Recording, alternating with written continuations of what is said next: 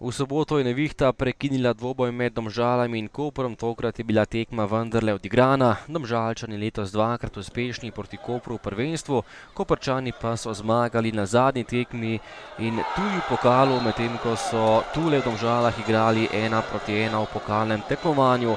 Gol takoj na začetku 6. minuta Podlogar je zatresel mrežo po podaji Skubica in lepo odreagiral na prvi vratnici. V zadnjem času izjemno dobro razpoloženi Matej Podlogar. 26.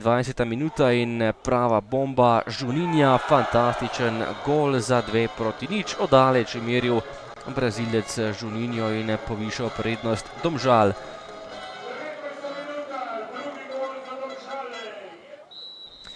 Še napad za domače, odaleč je meril Žan Majer, nekaj težav za gostujočega vratarja, ki je strel vendarle ubranil, potem pa še tretji gol v prvem polčasu, podaja Horvata, na pravem mestu pa Podlogar, ki je lepo zatresel mrežo Simčiča in povišal na 3-0 in že v tem prvem polčasu odločil zmagovalca.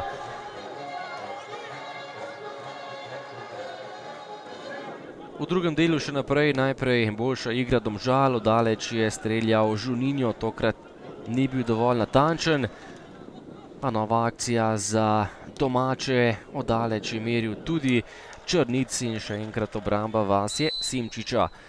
Do konca dvoboja še nekaj obetavnih akcij, Štulac po prostem strelu, nekaj malega dela za Nejca Vidmarja. In potem še ena domžalska akcija, podal je Morel, Trajkovski pa je prišel do strela in žogo podal pred vrata, ampak nihče te žoge ni uspel spraviti v mrežo.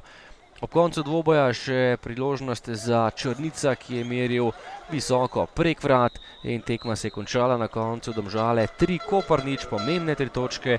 Tokrat za domače. Plan je bil seveda, da že v prvem polčasu probamo narediti razliko v pristopu, v želji in pa v kvaliteti, ki jo premoremo.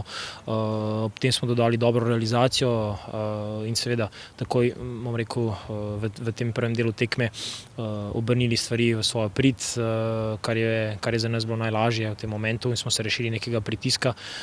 V nekem momentu smo tudi odlično igrali in smo, bom rekel, delo tako, kot je treba opravili.